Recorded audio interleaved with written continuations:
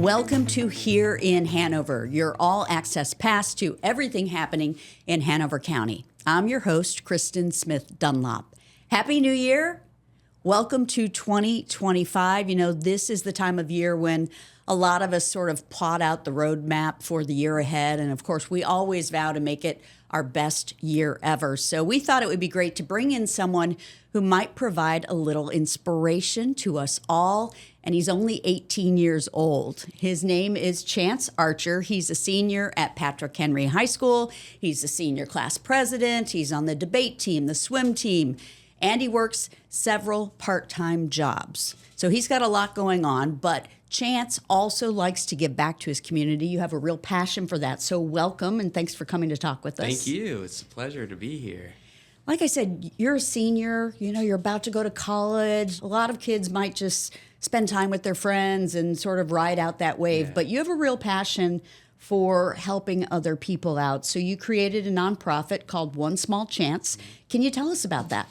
So One Small Chance is a 501(c) established to help disadvantaged youth in academic, athletics, and everyday life. We work to give Christmases to children. Recently, giving back to a mother who was unable to provide for Christmas and seeing the relief on her. So really striving to give them opportunities they don't have. So you started One Small Chance, about a year ago, a little over a year ago? Yeah. And what kind of things have you done in this past year? So back in August, we had a school supply drive where we raised a lot of schools donations, over like 2,000 worth of school supplies, giving back to all schools in Hanover, Liberty, Patrick Henry, Kersey Creek, Ashland Elementary, Mechanicsville. We also had a toy drive, and that toy drive supplied so many children. We actually contacted Hanover Safe Place and gave them some donations of our toy drives. Like I said, giving back to that mother, and yeah, I think that's what we've been really working on so far, striving to get funds to help immediate needs and help children. So you have a really interesting backstory. So your life experiences sort of inspired you to start One Small Chance. Can you talk about that? So One Small Chance, my name's Chance, so it's double meaning. My growing up, I didn't have my father in my life. Originally, I was living with my mother in Richmond, and that's something One Small Chance wants to move towards is Richmond. But what really inspired One Small Chance was 6th grade, waking up the first day without school supplies and knowing that we take this for granted and we think there's so much privilege towards it, just for athletics too. I wasn't able to swim till freshman year when I received a scholarship to swim at Nova, and that really inspired me, living with my single mother and her having mental health issues, and eventually me moving on and having to support myself.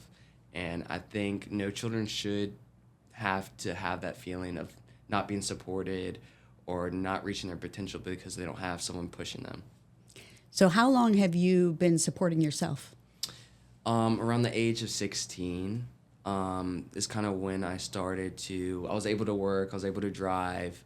That's when I started, doing tutoring for like Spanish, doing swim lessons outside from the Y and outside of the Y all over Hanover, and just picking up side gigs or like lawn care. At 16 years old, that seems kind of daunting, though. Taking care of yourself all by yourself, basically growing up real quick. Yeah. What kept you going? What motivated you? How did you not give up? I think not giving up is kind of just, my friends. I'm in Advanced College Academy, which we're in a cohort of students. They've been with me since freshman year, and relying on them for support. They've made the best memories. They've supported me through every journey. They've read all my essays, and my teachers too. I couldn't thank Dr. K, the IB coordinator over at Patrick Henry, and Miss Evans for supporting me. They've been so monumental for me not giving up and giving me the hope to succeed.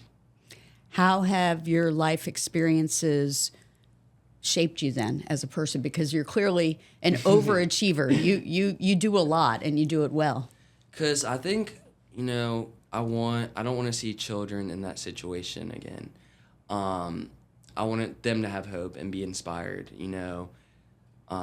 As a first generation student, I want to see other students, moving from being low income to succeeding and going off to college and getting a college degree or even graduating high school. I didn't have parents that graduated high school, and I'm ready for this incredible journey to graduate high school. So really, yeah.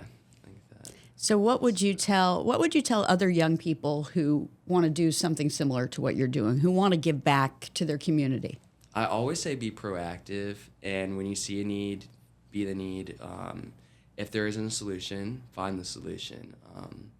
I feel like that's very vague thing to say, but if we look at city of Richmond, for example, when there is poverty that's higher than the national average, but also the average of Virginia, it's very disproportional, and there's a need for that. And just how I saw a need in Hanover, I eventually want to move on and help the need in Richmond. So if you see a need, be the need. What are your plans for One Small Chance moving forward? Because once you get to college, you're going to be a busy guy too. Yeah, I definitely think I'm going to have a lot more time, I believe. Just being able to have that support, going to UVA with another cohort and having that support of them. I want to expand One Small Chance, whether that's through working with University Equity Center, Madison House, working with students, Who's First, just to expand One Small Chance, the impact not just in Hanover, but maybe even in Charlottesville, coming back on the weekends, continuing to market and advertise One Small Chance and let people know that it's more than a story. It's things children experience every day. Mm-hmm. If you hadn't figured it out based on his tie, you are off to UVA in the fall. Yes, I am off to UVA. I'm so excited. I'm planning to study political philosophy and law, and then maybe a double major in Spanish. So I'm stoked. It was a privilege, and yeah.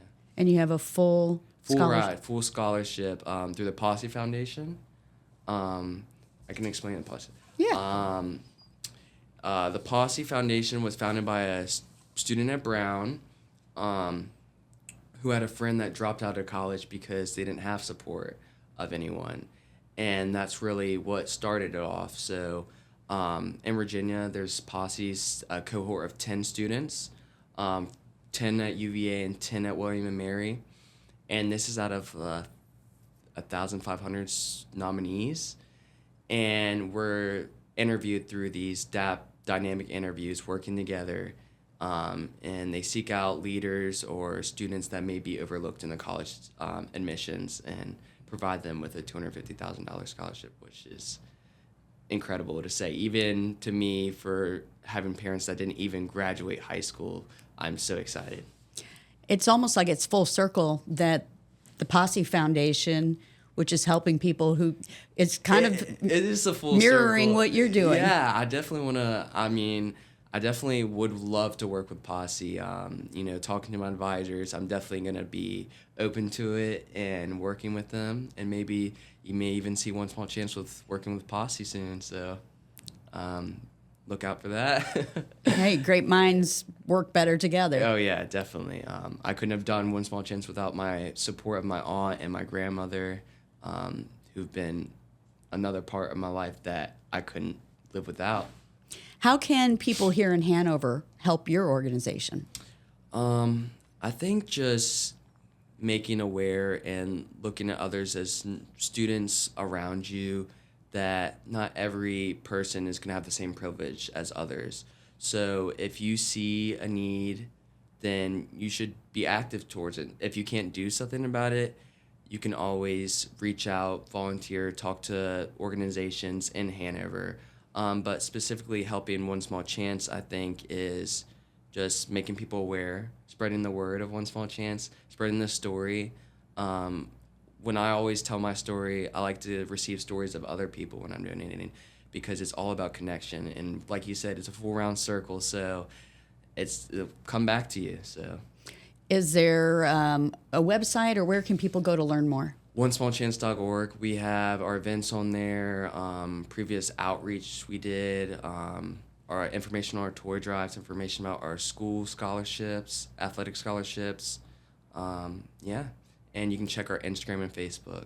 Okay, so you got to be on social. Yeah, I got to be on social. I'm already on it. So, can you share, has there been like one moment since you've started One Small Chance that you just really were impacted by the good that you brought to someone? Yeah, I think really, I'm gonna give one example of the toy or school supplies drive. The first one, after having the interview with Channel 8, a woman came out from Richmond. She donated a lot of toys.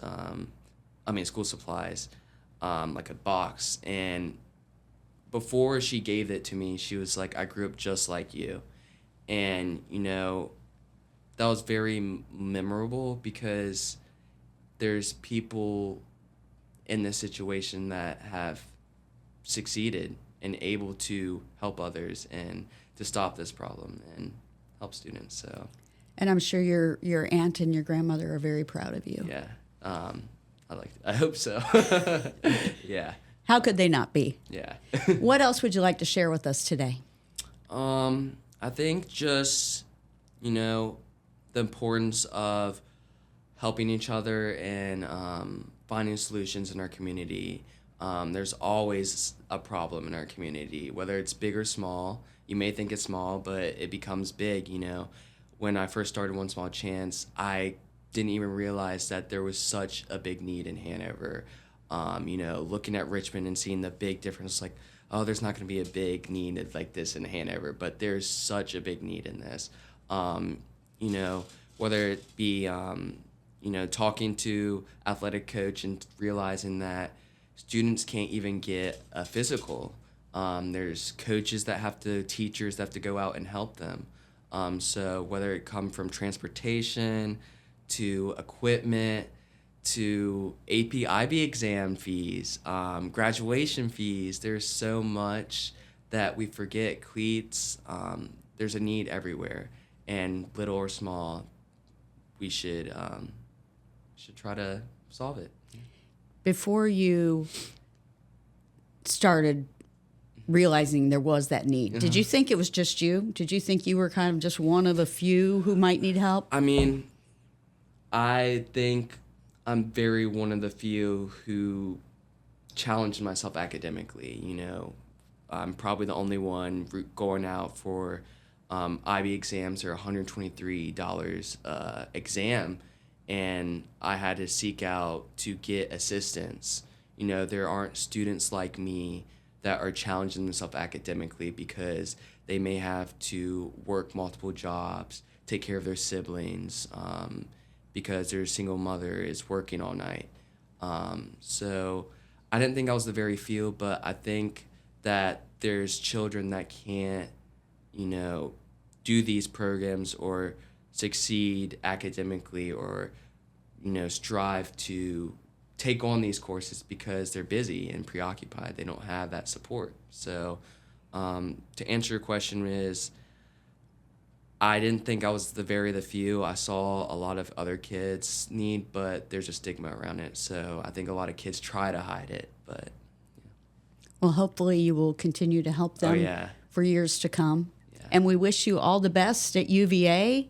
Yeah. New chapter of your life. I'm so excited. It was an honor to be on here, and go Who. So next 4 years, stoked. Good luck to you. Thank you. Thank you so much for joining us. That is going to do it for today's podcast. However, be sure to go to onesmallchance.org to learn more about Chance and his organization and how you can help our folks here in Hanover. That's going to do it for us. We'll see you next month here in Hanover.